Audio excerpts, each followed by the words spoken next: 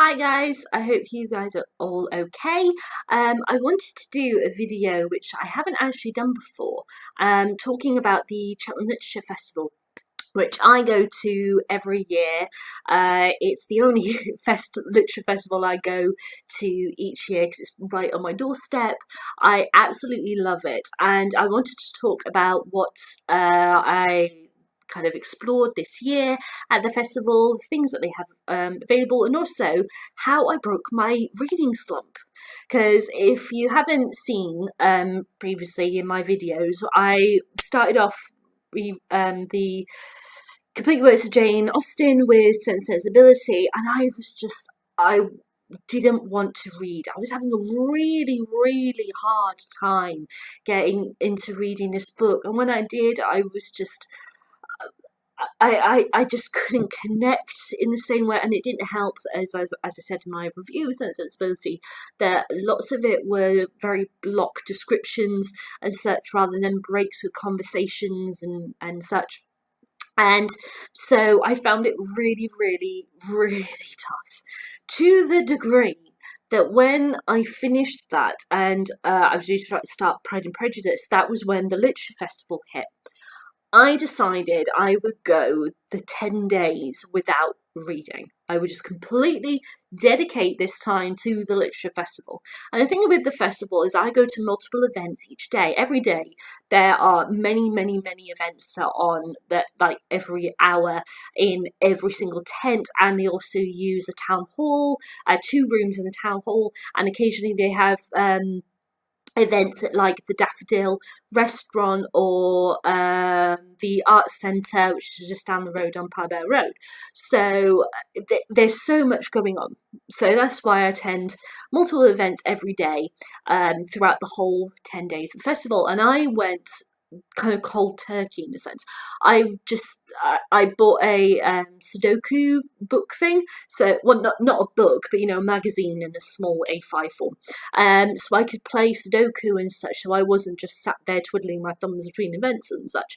And yeah, I did that for about a week, and things were going good, and then all of a sudden I was literally, I remember I was sat doing Sudoku in a cafe, and I was just sat there and I was writing and then all of a sudden my pen stopped, and I put my magazine, my Sudoku A5 magazine thing down, and then I just looked up and I was like, oh my god, I need to read now.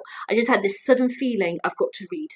So I hightailed out of there, and the nearest bookshop was Waterstones, lovely Waterstones, and I went, around, looking around, and I picked up the first book, Sarah J. Maas's Throne of Glass, and I've sat down, I started reading it, and my sister's read it, as we've discussed in a previous video, and I was like, okay, this is good. It's quite a strong, quite an interesting piece. I was like, oh, okay, so the guy who's really I was sending her messages going, so the guy who's really broody and horrible to her is going to be the one, who's quite cut off, kind of Mr. Darcy-esque, which I've just done my review for, Pride and Prejudice review for. Very cold and disconnected. He's going to be the love interest, isn't he? And stuff. And my sister was like, yeah, but do you remember she was like 16 when she wrote this? And I was like, yeah, whatever. And it was like, okay, yeah. And then I had to go into an event, and when I came out, I didn't pick it up. So much so, I read 32 pages in that initial sitting, and I've not picked it up since. I don't know if that reflects on the story or just reflects on my state of mind at that point, but I was like, yeah, okay. I think I might try and carry on with this, but I'm going to do it at my own pace, separate from my books that I pick randomly, because it wasn't bad, but nothing kind of compelled me to go back to it, and I didn't like the fact that I didn't know how to pronounce the characters' names. I was second guessing myself when, as soon as I came across their name, I was like, is it Kane, what? And then I'm like, carry on reading the sentence, and I come up with another name. I'm like, Killian, Karen. I felt frustrated reading it. But my sister told me what the pronunciation was, and I was a lot better from that point. So yeah. So Sarah didn't really impress me, but I'm only 32 pages in. I think I'll give it a go again, but I'll see how I go. So, but I think going that cold turkey for the 7 days, I just automatically got this urge, right, I've got to read. And then, yeah, I went back to my Sudoku. I didn't pick this up again. And then day 10, which was the last day of the festival, I came across a very special gem. Now, as you know, as I've said in my previous videos, I don't do short stories. I don't read short stories. It's not because I don't like them or anything. It's just that I prefer a chunky story. So I love novels. Reading short stories or having a short story collection is not something I've ever had an interest in. I don't have a short story collection, but I do lie. I've got a Roald Dahl one, but that was because I got it free in an event last year at the Cheltenham Literature Festival. So yes, and I've not read it. So I was in the bookshop, and the cover of this book just shone out for me. It was in a massive table with probably about 7 or 8 books to a row, and there was probably about 6 or 7 rows. So it was a big table, stacks of these books. And slap bang in the middle was Jen Campbell's The Beginning of the World in the Middle of the Night. And that cover just shone out to me in the midst of all of these very stark, dry covers for me. They were quite dark, as it was kind of a gothic-y mixture of fiction table. This bright blue with the flowers and the heart and all of these drawings and such in the heart just stood out to me. And I was like, okay, I did just pick it up, have a look, see what I think. And then I opened it to the first page, and this is what I read. These days you can find anything you need with a click of a button. That's why I bought her heart online. It was delivered this morning along with my groceries, tucked inside a cardboard box, red oozing out the side. They tied a half-hearted bow around the edges, tagged with the promises of our customer satisfaction and a 30-day warranty. Our hearts are playing classical music from the moment they begin to grow, bred to love, built to last. It is crimson. I lift it out and the heart spreads itself across my palm like an octopus. I tickle one of its valves and it flops down onto the kitchen counter, panicking. I pick it up again. I've heard other men talk of fishing and hauling, of holding gasping flounders in their fists and then they throw onto an open fire. Perhaps this is it. And I was like, damn, that is bloody amazing. And I stood there for a while and I just kept on reading it. And I'm like, oh my God. And I noticed then that I had a sticker saying signed by the author. So Jen Campbell signed the book. She must have been at an event earlier on in the week or maybe earlier that day. I have no idea. But yeah, she'd written, I hope you enjoy these twisted tales. Love, Jane. Jen, sorry, not Jane. And I was like, oh my God. So I picked up this book and I started reading it and I read it and I was like, this is fantastic. I love kind of dark, twisted stories. I don't know if what that reflects me as an individual, but I've always had this love for something that's quite quirky and twisted. That's why I love like authors like Neil Gaiman. Like he has such an amazing art to twist something when you don't expect it and to make it, as to be normal as possible. It's wonderful. You never know where his books is going to go. And I felt that reading this, and I was completely blown away by her. I loved it, and that broke my slump. And then I put this down, and the very next day, Pride and Prejudice came along. I started reading it, and there we are. Now I'm, as soon as I got through that, it was such an ease compared to Sense and Sensibility. I'm really buzzed about reading Mansfield Park. I feel like I'm back again. From that slump, and it's thanks to the Cheltenham Literature Festival and Jen Campbell, so thank you both for that. Now, the Cheltenham Literature Festival, just so you know, sponsored by the Times and the Sunday Times, and yeah.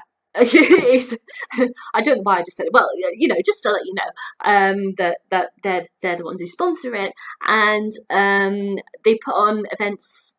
As I said, it's like every hour in every single tent. They open about half 10 in the morning, and the events, the actual speakers go on till about 10:30, 11 o'clock at night, but they've really been pushing in the past couple of years sessions in bars and such afterwards, and they've got sessions that go on till like 1-2 o'clock in the morning, like open poetry and stuff like that, and they do this thing called the book walk, where it's an event where I think it's done 2 or 3 times throughout the course of the festival, and you follow a route to various different pubs and bars and such around Cheltenham, so you get to learn about Cheltenham, and then when you get to each location, there's a discussion about a book, or you learn about a book and such that you've not come across before. And it's all about getting to know people, getting to know the area, getting to know literature, and you go around all these different pubs and such, have drinks, bars, whatever, and just have a really great evening, and it's really, great to do that. I love the fact that also every single year there is a book that is kind of like the book club, as it were, and they announce what the book's going to be, and but weirdly they didn't do one this year. I thought that was really odd, but they have always in previous years, like I think last year, or was it the year before, it's The Colour Purple. So you're encouraged to read it, and then they have these discussion groups scheduled, and they're totally free for you to go along, whichever ones you want, and it's just basically a book group, you with all the other people who've turned up to talk about the book, and it's really, really lovely. This year the theme was East meets West, and it was fantastic because all of these Japanese writers came along to the festival, and they were talking about their work, and to see all of these new authors, because how I've been saying earlier this year, how I really want to expand to read more international authors. It was wonderful having all of these Japanese names popping up here, there and everywhere in the bookshops and everything. And I went to a session about Japanese cinema as well, and they had screenings every night throughout the festival at, I think it was a Daffodil, or there might have been a few places dotted around, screenings of the various films of the studios that they had discussions on as well. It's such an interesting festival to go to. It's so much fun, there's so much buzz, and the sessions are absolutely great. My favourite session every single year is hosted by Marcus Brigstock, and it's called Books I've Not Read, The Book I've Not Read, and it's basically a session where he invites a panel of people. This year was all women, which was really great because he's either had a mixture or he's had all men. He hasn't had an all-woman panel before, so that was absolutely brilliant. And they choose a book that they've never read, or on their list of I'll get round to it, and they just haven't gotten round to it. And they read the book and they talk about it. And this year, one of the panelists was actually one of the directors for the festival, coordinators, and she hadn't read any Agatha Christie. She actually read 4 Agatha Christie books for this panel. Another panelist member, and I can't think of her name. She read Madame Bovary, and a third panelist whose name again I can't remember. This is really bad. I should remember the names. She, if I can find the program, I'll put it in the description of this video. She read a self-help book because she likes to read self-help books, and it was called Why Men Date Bitches. And so it was really interesting that it was quite talk a lot about feminism and women in literature and such. And what's really great about that event also is that when they open up the panel for questions from the audience, because all of the different events they leave about 10-15 minutes at the end for people to ask questions. And that what's great about this event with books I've not read is that they're very open, not just to talk about the books that they are talking about. They're very open to talk about anything to do with reading, any recommendations that the audience have for the panel and such. And Marcus Brigstocke is always great. He's done guest coordinating before at the Literature Festival. He's done various events, and he's absolutely great to listen to. He's chaired other panels and such, but I really enjoy seeing him every year in that event. What is great also is that sometimes you have events where it's just they've got someone to fill in a slot. So last year I saw Bill Nye, the actor, and Twiggy, the supermodel. They weren't there to promote books. They were invited there to have an hour-long session to talk about their careers and such, and also give their comments on reading and everything. There are so many events for kids as well. They've really expanded it over the years, and there's school groups all the time there. And what is really great is that over the years, it's now got to the point where the kids have got their own designated book tent, because it used to be that they was connected to the main book tent, but it was a very small area, and then they connected it to the food hall, which was still quite small but a bit bigger, and now they've got their own special tent. They've got certain areas and such. They put family events on throughout the weekend. There's loads of events going on, free events for families to attend, and usually you see like Peppa Pig or someone like that. I think this year it was Cat in the Hat to pop up to entertain kids and such, and it's just so much fun. I love the Cheltenham Literature Festival. It's a really great place. I always end up buying loads and loads of books. Last year I think I bought about 12. This year I only bought 6, but one of them was actually a cookbook which I bought from another place, but it's still a book that I bought during the Literature Festival. I don't think that counts, but I'd officially put it as 5, but technically there was a 6th book. But yeah, I tend to buy way too many books during the Literature Festival, but it's a Literature Festival, what are you going to do? But really lovely also is the book signings. Sometimes if the name is absolutely massive, what they will do is that they will not have them go to the tents to sign books. Instead, you'll get incorporated in the price of the ticket is an actual signed copy of the book.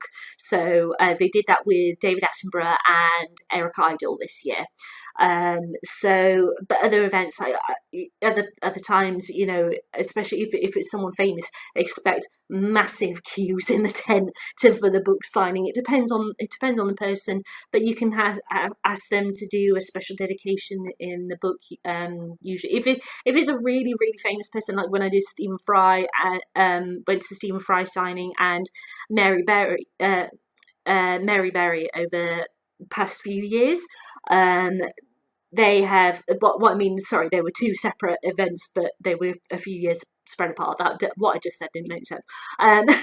They had it so that they had staff guiding the queue to be in the correct position and such, and whilst they were there they handed out post-it notes and they were saying, what would you like dedicated, and then they wrote it down, so that it was kind of like a conveyor belt system in a sense. But yeah, it was really lovely. I liked Stephen Fry especially, and he liked my name. He said, "Oh, Becky, that's such a lovely name." And stuff. I know, I don't know if he was actually being genuine in saying that, but it was really nice for him to say that. But it's really nice meeting various people or getting to see people. I actually got to see Sally Field this year by accident, because when I was in the tent and I just bought this, I went to leave the tent. Well, it wasn't a tent, it was the bookshop that was in the town hall. So I wasn't in a tent, but I was in the town hall. And the corridor, just suddenly, there was loads of people there. So much so they were covering the entire width of the corridor, so I couldn't leave. So I kind of got wedged in. And I was just stood there looking at books, and all of a sudden I turn around, and who do I see? It's Sally Field. So of course I got a picture of her posing with somebody else. But it meant then I had to literally elbow my way through to be able to get out, because it was the entire side of the town hall, all the way through the lobby, because town hall is it's kind of like a horseshoe shape, the corridor. So all the way down this side of town hall, all through the lobby, and then all the way down the other side, it was rammed with people, and you had to literally elbow your way through to be able to get out of the building. I was like, oh my god, fresh air when I got out. It was unreal. But yeah, it was she attracted a lot of people. So yeah, I got to see Sally Field, which was great, and it's really nice when you see just people that you don't expect to just pop up. You see them walking around town and such, people from various events, and it's very nice also to just have such a relaxed environment, and you can talk to anyone. You know how sometimes you can feel you're going to an event, like, I don't know, say like you go to the theatre or whatever, and you feel very much the other people are having various conversations, and you couldn't really necessarily just open up talking to the person who's sat next to you, or when you sat in a lunch hall or something, you don't necessarily talk to the complete stranger next to you because you don't know what to talk about. But at the literature festival, everyone is buzzing about reading and books and regular. And sometimes I'd be stood in the bookshop just looking at a book, and someone will go, "Oh, that's a really great book, but you might want to try their 2 books earlier because of a character in this one. It's actually part of a series, so you need the 2 books then." Stuff like that. It's a really lovely environment, and you can just open up and talk to anyone about books and everything, and it's great. And I really loved in I think it was on my last day, I was talking to a woman that was sat next to me, and she was saying, because it's run obviously not just by the staff of the Cheltenham festivals, but there's loads of people with microphones and helping you through and everything. They're all volunteers, and her daughter is one of them.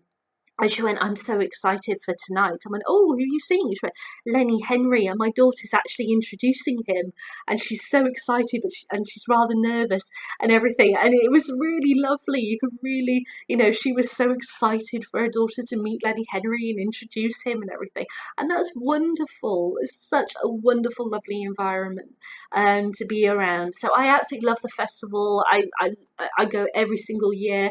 I'm so dedicated. I take the day off work when the tickets go on sale so I can get them as quickly as possible off the website and everything. It's just a fantastic place to go to, and even if you only come for a day, rather, or if you go for the whole 10 days like I do, it's such fun and great to be at.